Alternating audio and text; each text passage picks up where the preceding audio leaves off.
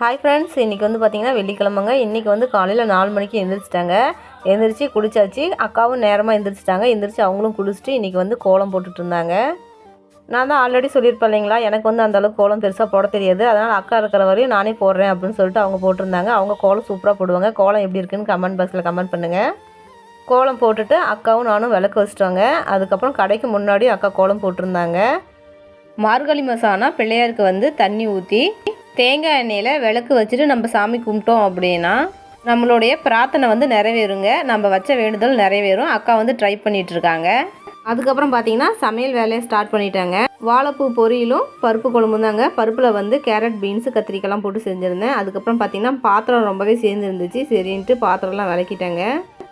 நேரமாக வேலையெல்லாம் முடிச்சுட்டு இன்றைக்கி நேரமாக குழந்தைங்கள சாப்பிட வச்சுட்டு நாங்களும் சாப்பிட்டோங்க. அதுக்கப்புறம் பார்த்தீங்கன்னா குட்டிமாவும் நவியும் கூட்டாஞ்சோறு செஞ்சு விளாண்டுட்டு இருந்தாங்க. யாரெல்லாம் அந்த மாதிரி விளாண்டுருக்கீங்கன்னு சொல்லிட்டு கமெண்ட் பண்ணுங்கள்.